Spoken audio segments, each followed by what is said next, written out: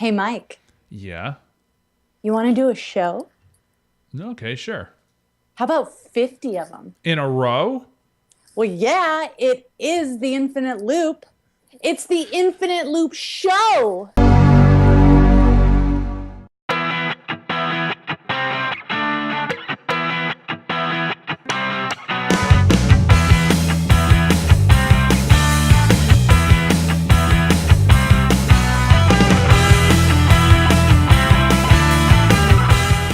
Hello, everybody. Welcome to the Infinite Loop Show. This is episode number 50. I am Michael Gaines. And I'm Kacey Coughlin. This is technically episode 51. We did a special mountain lion thing. Technically. Technically, 50 was Technically, our. we don't know how to count. No, I'm just saying that 50 was our 1 year anniversary. Our 49 was our 1 year anniversary show, which was technically 50 episodes. But that's kind of cool. Yeah, that's a lot of shows. It is a lot of shows. We created a lot of content. That's a whole pile of All content three up people there. in the universe listen to. This stuff I is know, being. they're super stoked right now. Aliens are going to come down and they're going to say, "No, we want to talk to these two." That do We it. need Apple News stat. Quick. We don't want to talk to anybody else. Just these guys. Clearly, they know what's going on. Their fingers are on the pulse of Apple happenings. And we are too. And we're going to get to the news.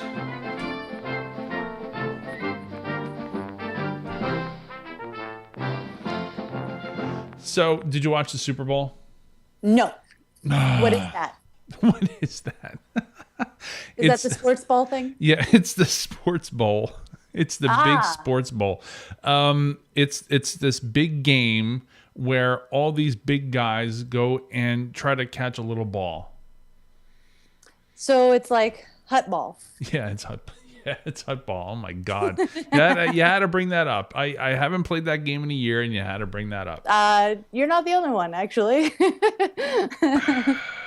I am not going back to that game. No, nobody Well, what happened during the Super Bowl is there was a commercial for the new Star Trek movie that's coming out in May. But what Apple did was they sort of shoved in there. I didn't even notice this. They put a URL for their new App Store site. It's called appstore.com. And you can get the Star Trek app at appstore.com/Star Trek app. Well, we didn't know that there was this appstore.com coming. And there you go. And now it's a place where... and now it's a thing. And now it's a thing. It's essentially nothing more than just a portal into Apple's store, their app store. That's it. Right. They already had this, but now they have like a shorter, snappier, easier to remember domain name for Yeah. it. And that's it. Now, but the important thing is that it's /Star Trek app. Now, I have a couple of Easy. apps. Yeah, well, I have a couple of apps on the store, but I don't know anybody else that has this special URL. And there are a lot of apps out there that have the same names as others. Clearly, you need to put more lens flares in your app, and then you Yes. shall get the user-friendly URL. More lens flares. That's what we need. Lens flare, all the things. I think that's actually his formula.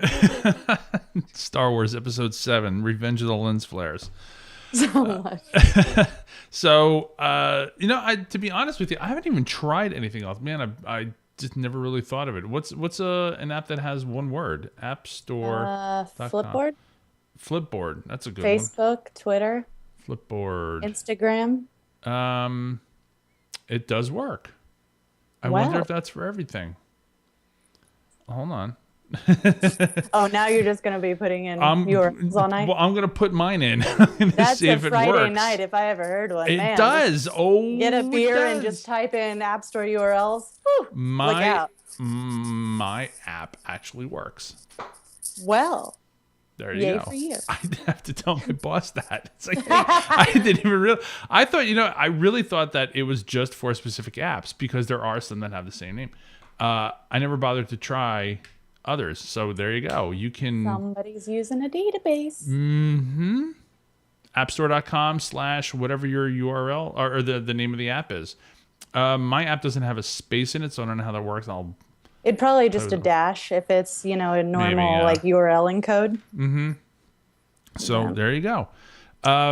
Now, this was interesting. Well, you're going to talk a little bit about jailbreaking your phone. Yeah, we can. All right. I read this article on 9 to 5 Mac.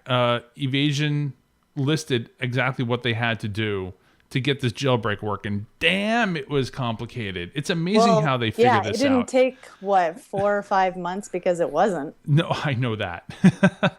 I'm going to read these quotes. These are on 9 to 5 Mac. Evasion alters the socket that Ooh. allows programs to communicate with a program called Launch Daemon. I know all about that because it's causing problems on my Mac. I'll talk about that in a minute.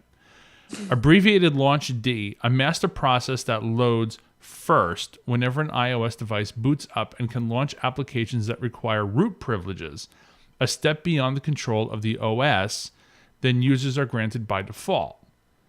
Okay, so it's a step up. Right. All right.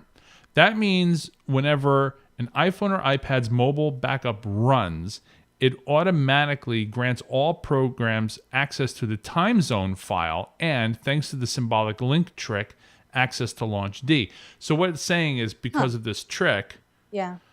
you have access to that step above. Interesting. Just from the time zone thing. I wonder if they figured this out when that New Year's Day bug happened. You know, and they're well, clearly they're not on top of the code in that area. Maybe we can exploit that. And I'm surprised, actually, that they released their methods, because then, you know, it's Apple's, of course, going to go in and patch that. And so then they're going to have to come up with a new exploit. But in any case, I'm super glad it's finally out, as are like billions of people, it seems, since Cydia could not keep up with demand, literally. Oh, that's right. If you were one of the first people to jailbreak like I was on Sunday or Monday night, you found out as soon as you opened the Cydia store and tried to do updates or download or even buy anything, even though Cydia is just a kind of like a browser to, because everything in the Cydia store is third party. It's out there. Cydia, you know, Zurich doesn't put those up himself or anything. But still, it just kept erroring out. Tons of 404s and I think 504s and just everything. Like it was just impossible to do much of anything for at least the first 3 to 4 days solid. Zurich eventually, I think it was on Wednesday, posted graph numbers showing his bandwidth and what the servers were dealing with. Oh my God. You see Saturday, Sunday, just tiny numbers traveling around the bottom. And then all of a sudden, Sunday night, just vertical to the top of the graph. And it stays there for the rest of the week. It's amazing. And hats off to him and his team for dealing with that and keeping it alive and letting us download all the free things to break our phones with. There's a little more to how they did the exploit. They wrote, once it's beaten ASLR, the jailbreak uses one final bug in iOS's USB interface that passes an address in the kernel's memory to a program and natively expects the user to pass it back unmolested. According to Wang. Don't stop. That allows Evasion to write to any part of the kernel that it wants. So it's piggybacking off of this. The first place it writes is to the part of the kernel that restricts changes to its code, the hacker equivalent of wishing for more wishes. Once you get into the kernel, no security matters anymore, and then we win. That's what they say. Awesome. So that's it's a lot like that update we had a little while back where you had to first download an app and then you could do your over-the-air update. You plug in your phone and then it installs this app on your Springboard and then you launch the app and that actually does the jailbreak. Right. Apart from that, well, that's all I have to say about that. Why don't you mention a little bit about what you did with your jailbroken phone? So I came across this app. Well, I'll talk about it later in the app section actually because it's okay. It's actually related. Okay. Okay. What's with this guy not getting enough money? This guy is ridiculous. Apple investor Einhorn is suing Apple because they're not giving him enough dividends fast enough. Oh, jeez. What kind of Now, lifestyle does this guy have that he needs yeah, money first world faster? problems, right? First world problem. Yeah. First off, this guy's only been an investor since 2010. Oh, So cry me a river because you didn't stick it out through all those years. Apple would never, ever even think about giving out dividends. They just started, what, in 2011, 2000, I think it was 2012, actually doing dividends. Something Steve would never have thought about doing right. in a million years. They actually started for the first time doing it, and they've paid back, I think, like, what is it, 10 million or something out of the 45 they promised to give back over a 3-year period. Einhorn is now suing because it's not enough for him. This guy's insane. But in any case, another kind of first and actually amazing, given Apple's track record with these things. Yeah. Shortly thereafter, after he files a suit, Apple actually responds publicly and That's says, unusual. Yeah, A, it's unusual that they even respond. B, it's even more unusual that they do it that quickly. And C, they say they'll think about it, which doesn't sound like much, but I think it's actually what they want to hear. I think it's what stockholders want to hear. That not that, forget you, get the hell out, but, we'll consider it. Yeah. So I realize that sometimes these investors want money back on their investments in a timely manner. I get that. But, man, I mean, you're making enough money as it is.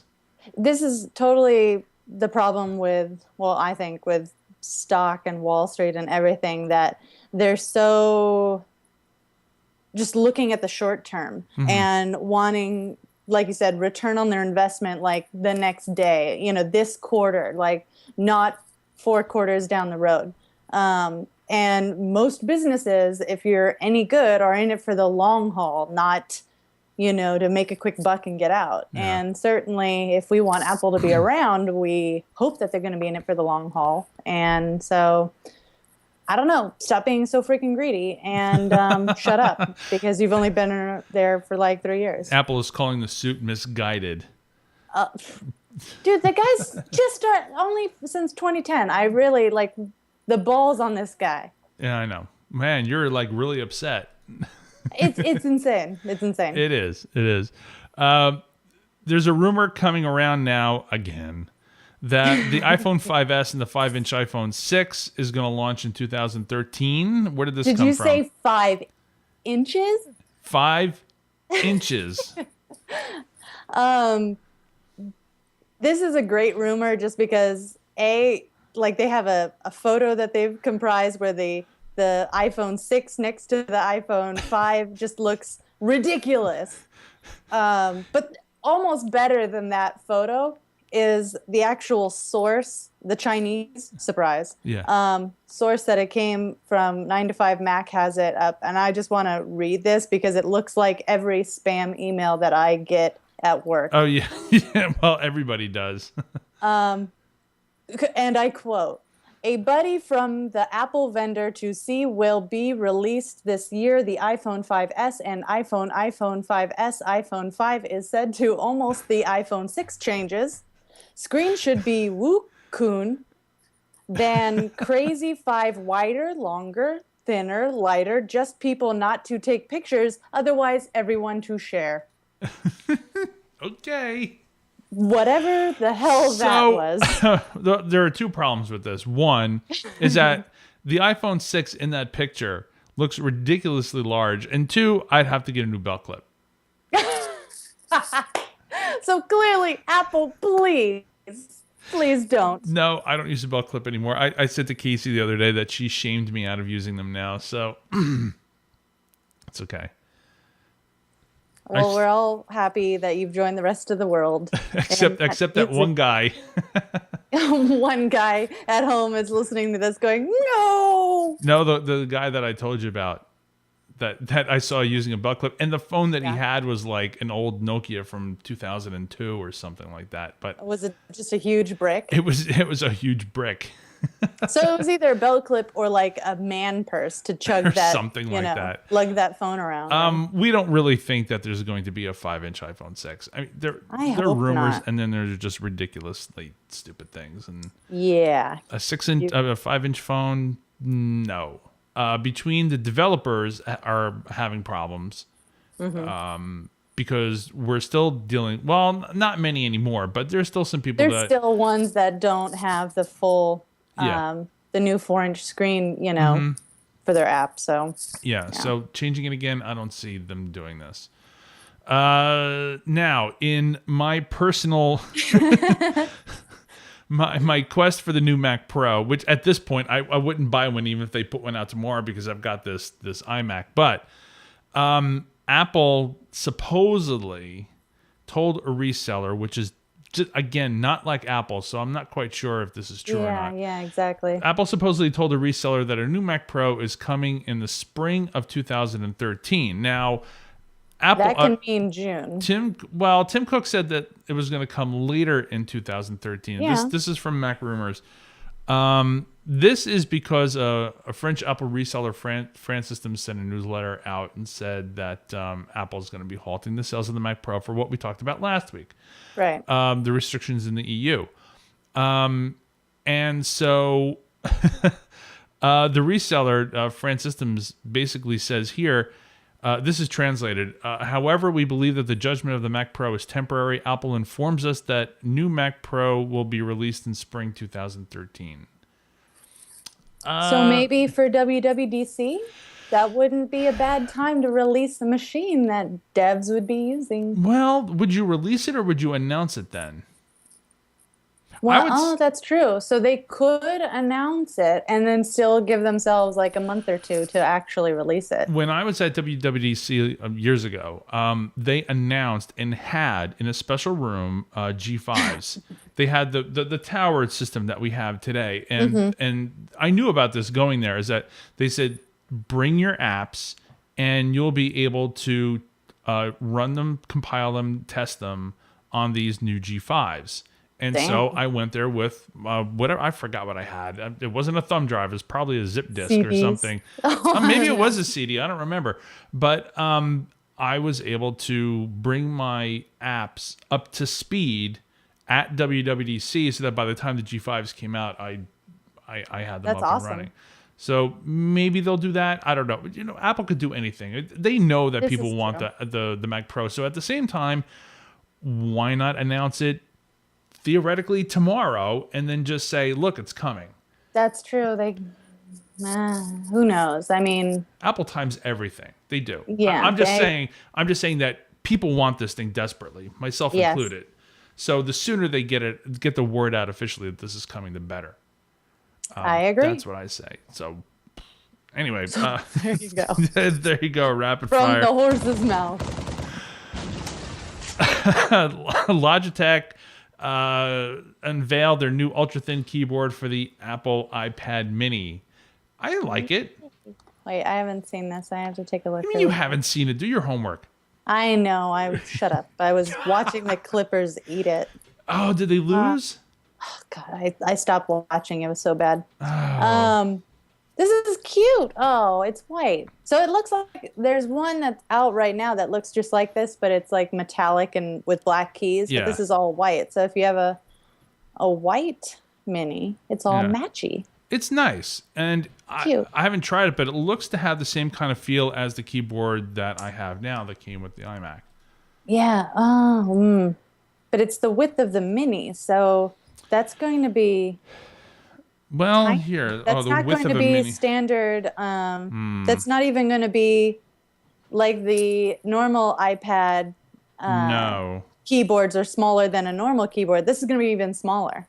Yeah, because my normal iPad is going up to the equals key. Right. Yeah. So those yeah. Covers that have the keyboards built in are smaller than your normal like iMac wireless keyboard. So this is going to be smaller than that. It's going to be tiny. It But is. It looks like it has a kick. Well, not a kick. I wouldn't call it a kickstand, but it's got a back for well, your it's iPad. got it's there. I mean, there's like I said, there's ones out here now. It's just a ridge that it sits in, so it can be propped up horizontally, and then you lay it down, and it fits together nice and snug, like a top.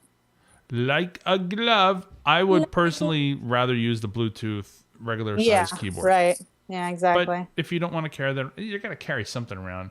Right. Yeah. Yeah. It's personal preference, I suppose. What's this? Oh, I added this. Oh, yeah. So, I don't know. well, What is that? sometimes I add these things days ago and I forget who added them. Apple Insider wrote an article saying that found inside the files of iOS 6.1 are some icons for subscribing to radio stations or buying Yeah. access to radio stations, which may show that Apple is looking to have some sort of Pandora type service. Yeah. So I heard about this earlier in the week, and people have been rumoring this and chomping at the bit for Apple to make a subscription music service. So these buy buttons, they're literally buttons labeled buy, and they're hooked up to an internet radio function. But I heard about this, and it's like, oh, they found this commented out code. What? You're Apple. You leave in commented out code in the release? That's that? Oh my God. Like, this just made me mad as a coder. Like, how sloppy is that? Well, you're Apple and you're being secretive, and really? No, I agree with you. But this isn't the first time this has happened. If all the more reason for Apple to learn from it. What they should be doing is they should be doing. I don't know how they do builds of their operating system, but I would think that certain things would be wrapped around some sort of if-def. Well, I don't know. It probably goes far beyond if-defs, but I would think that they build it off of. I don't even know what. I don't know what it'd be called. I don't know what but I'm just saying that it probably compiles blocks of code based on certain keywords, and it says, okay, this is not going in the build, this is going in the build. Why these icons made it in there? It could have been a typo. Who knows? I don't. It just feels really sloppy and lazy, and Not good. Boo. Well, boo. But what do you think of them doing a service? You think it's a good idea? Well, yeah. I mean, I think if anybody could do a good one and turn, kind of music on its head, like they did last time, it'd be Apple. There's a WordPress app that brings improvement, thank God, and push notifications. I've been waiting for a WordPress app that does more than just what it did before, which didn't even work quite right. Yeah. It didn't keep up with the changes to WordPress itself. So that's out. Go get it. It's really good. Apple, for the first time ever, has become the #1 mobile phone vendor in the U.S., and so if your friends tell you that Samsung is #1, tell them no. And if they still don't believe you, then put your phone up to theirs and say no. Tap, tap, tap on the back of your phone like that silly commercial. Now,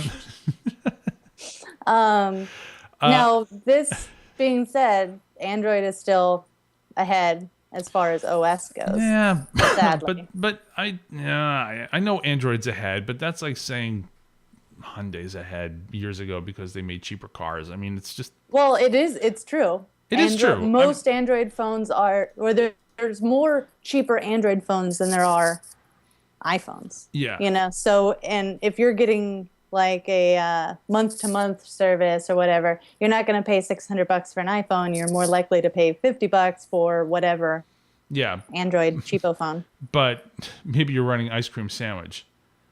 Maybe, if you're lucky. I know. It's like the equivalent of running iOS 3 or something like that, or iOS 4. I still think. Look, as an Apple fan who got a bunch of crap last year for the iPhone 4 not having LTE, not having a replaceable battery, why are these Android people loving this Nexus 4, which doesn't have LTE and doesn't have a replaceable battery? Eat your own dog food. There's a new mailbox. Did you add this or did I? I did because Okay. I just apparently I'm way behind the times on this. I just found out about this morning from a guy at work, thankfully. Um, it's a new mail app called Mailbox. It's Yes. actually in the App Store now, and you can download it and then be entered into a queue to wait a super long time.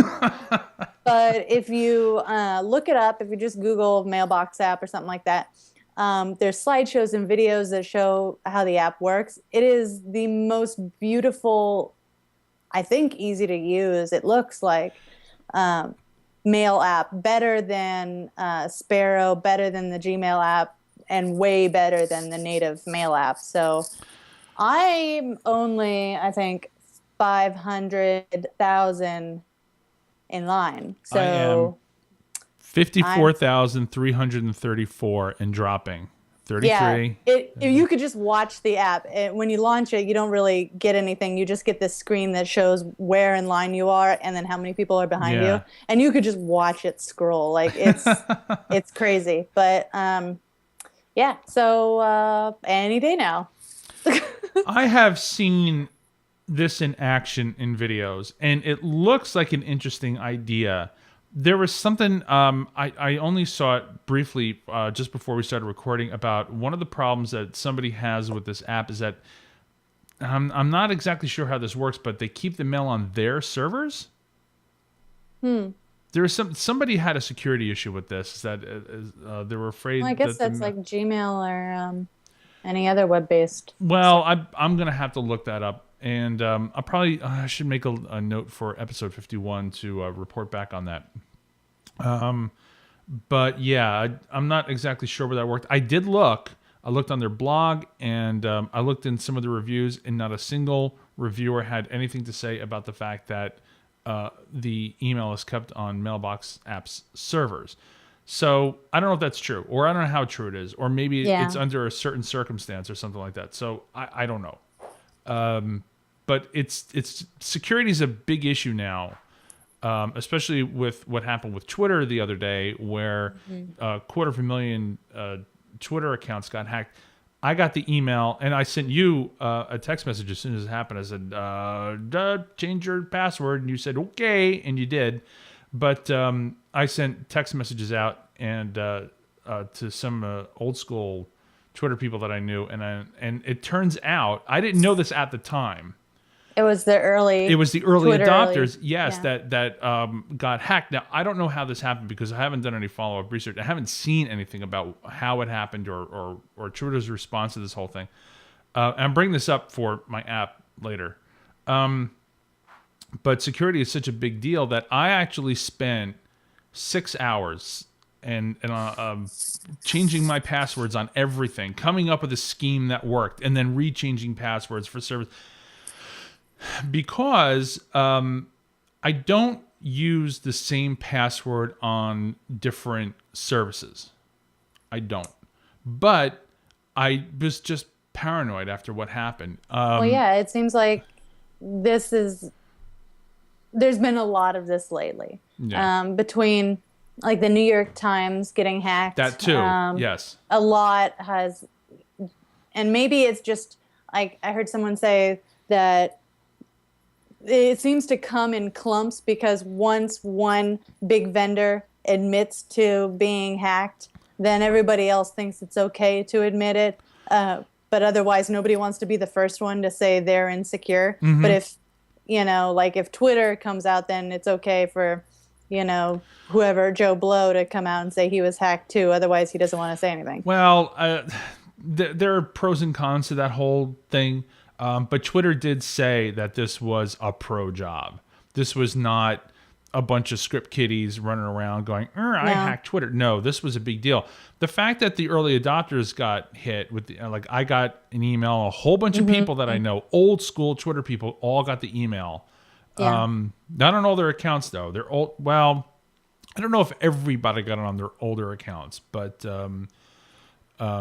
just the fact that the old school people had it was a big deal. So I'm wondering if they maybe hacked the database and started going down from one to it sounds whatever. like it was related to IDs that were probably issued and according to when you signed up. Yeah. So There you go.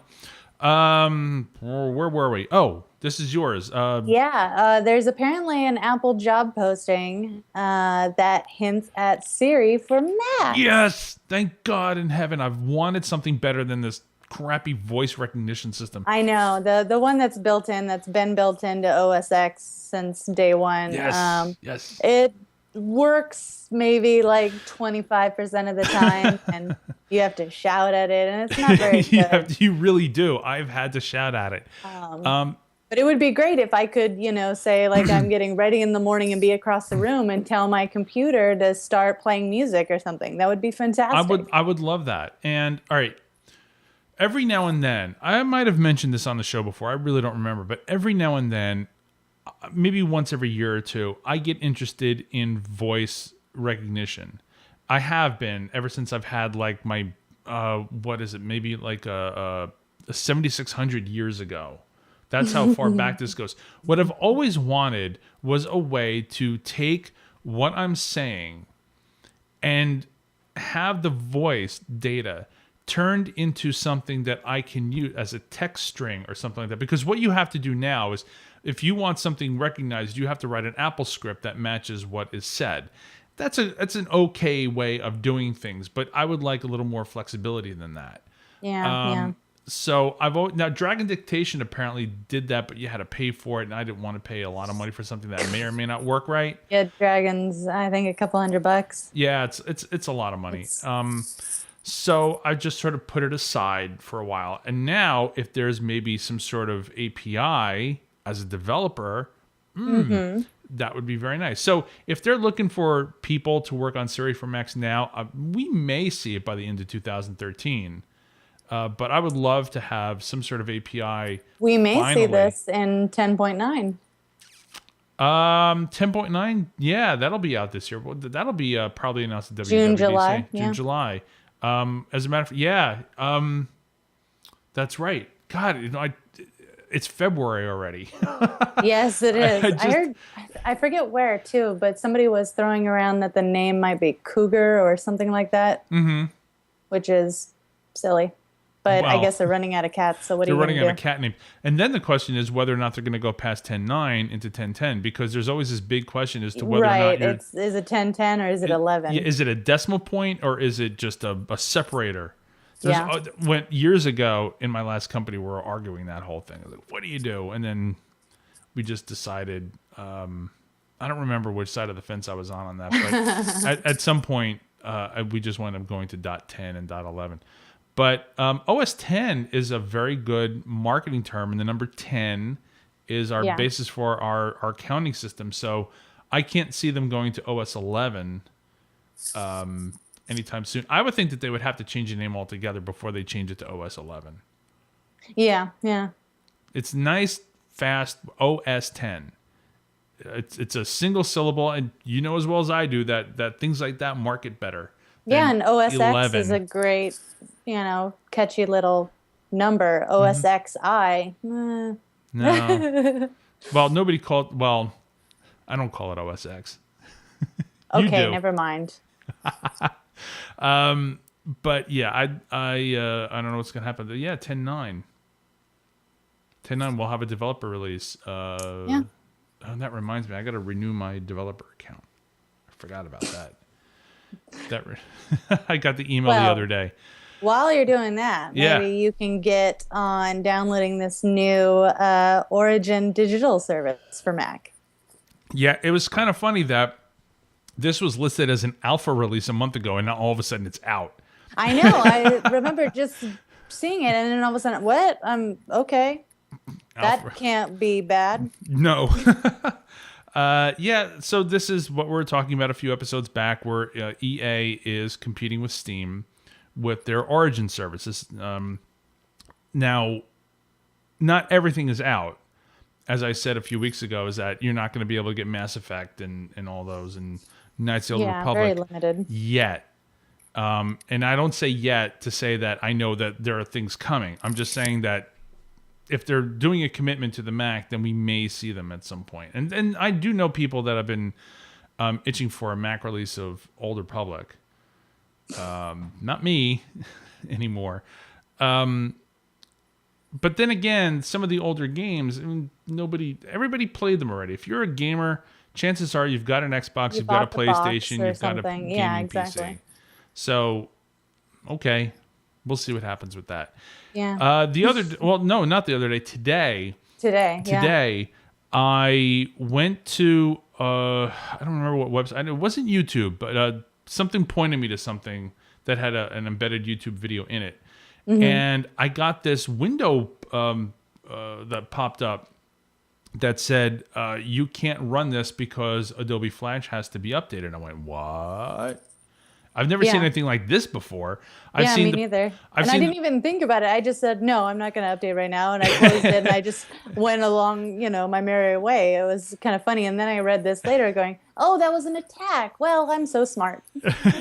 Well, what happened with me is I got the little drop down that said, you need to update Flash. And I went, nah, I don't want to. Screw you. Because I don't want to have to quit my browser and then reload all the things.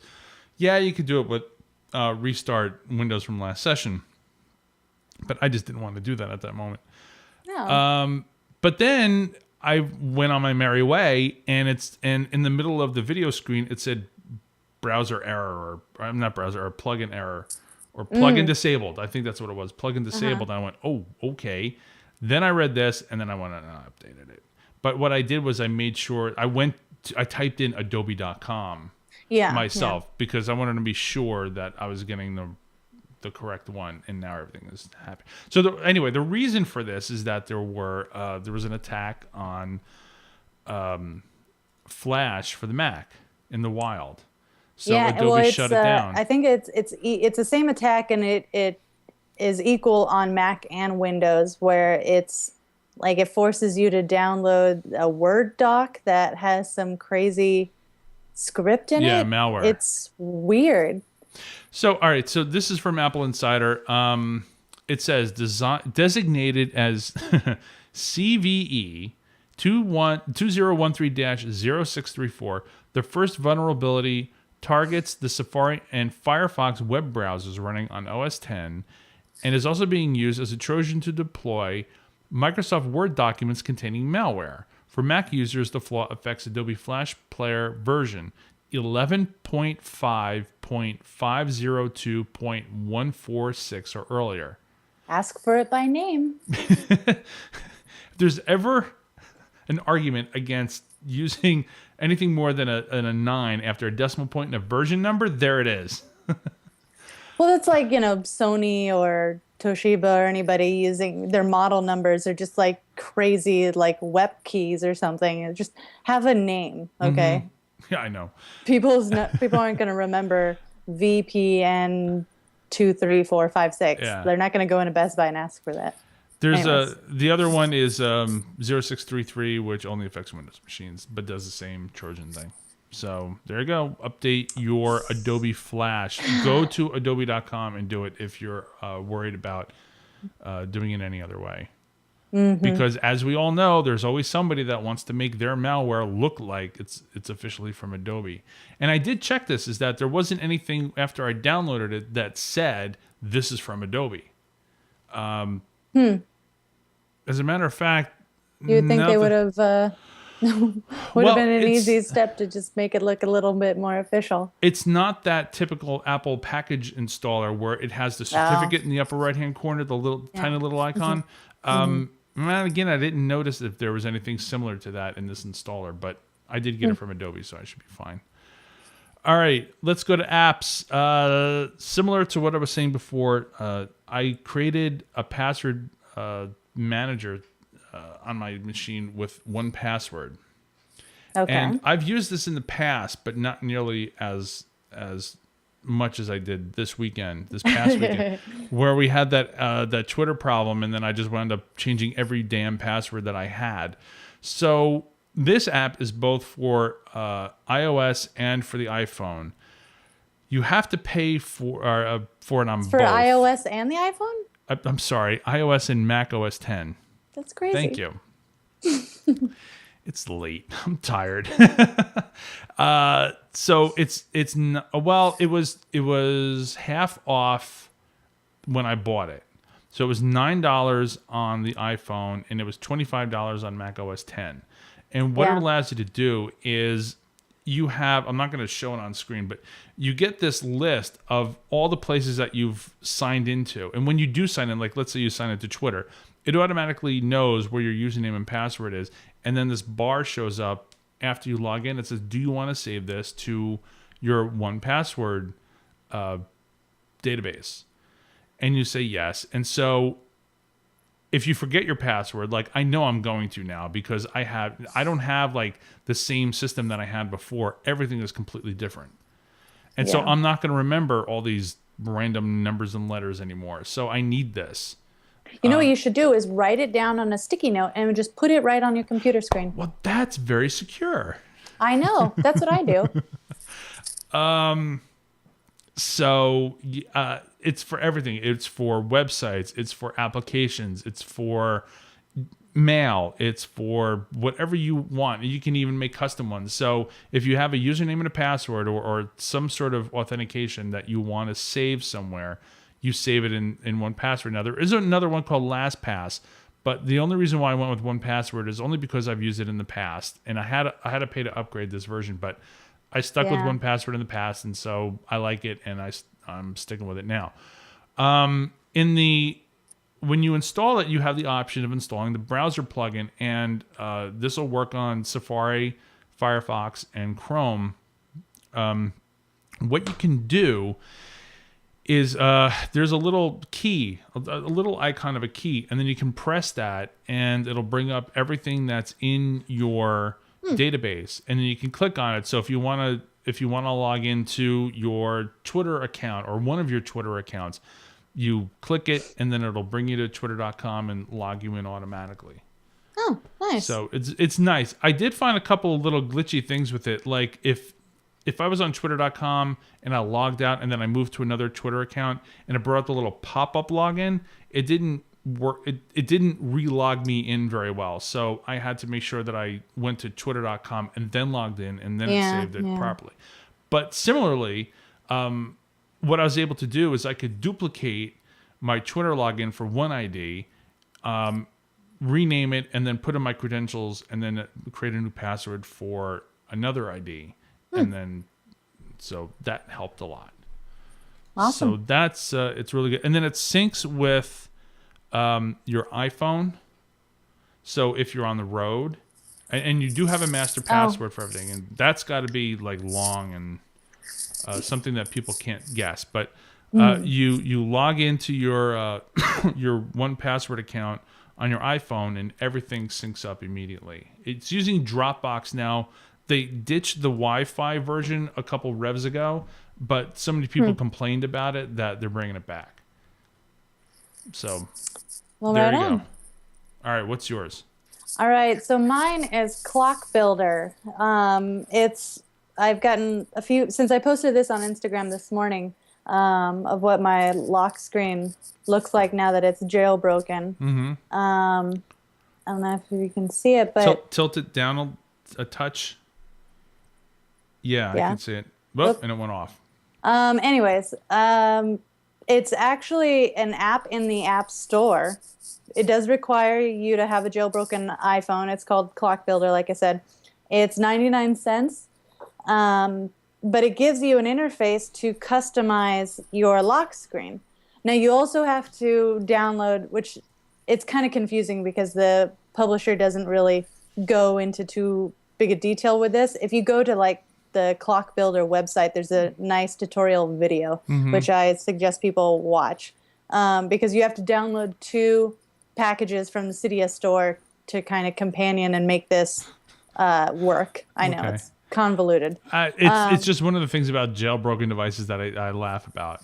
Yeah, so you have to download those 2 packages, and then the app will run as advertised. And it's actually gotten a few 1-star reviews because people just buy the app thing. And they go, what? I got a jailbreak? Or there's a few people that are like, I want my 99 cents back. Like, okay, how cheap are you? Anyways, but it gives you a really nice interface where you can customize your lock screen in that you can choose whatever elements you want, clock, date, time, location, weather, weather icon. You can switch out the type of weather icon, the slider, and you can manually drag the elements around, resize them, recolor, choose different fonts. I mean, you have a wide range of control. It's really nice. And then you can save different screens, backgrounds, and everything, so then you kind of build a gallery of them and you can change them on the fly. Nice. It doesn't require a erase spring or anything once you have everything set up. But it's really nice, well worth it, and much easier than the previous jailbreak. You could do something like this, but there wasn't an easy interface, and it took like hours of coding to make a lock screen like this. But this is much easier, much nicer, and only 99 cents, and well worth it, I think. Very cool. All right, we're done. Awesome. All right, tell everybody how they can get a hold of you. I am Kacey Kaso on the Twitters, KACEYKASO. That's it? Well, you are Star Mike. Star Mike. If you can't spell that, then get off the short bus. We are Infinite Loop TV on the Twitters. We are the Infinite Loop Show on Google+, the Infinite Loop Show on the Facebooks, infiniteloopshow.com, also at nexiconstudios.com, and the Nexicon Studios on Justin TV on YouTube, and also infiniteloopshow@gmail.com. Yes. Email us, give us lots of stars in the iTunes store, and we'll talk to you next week. All right, bye. Bye. What do you like? I like Max.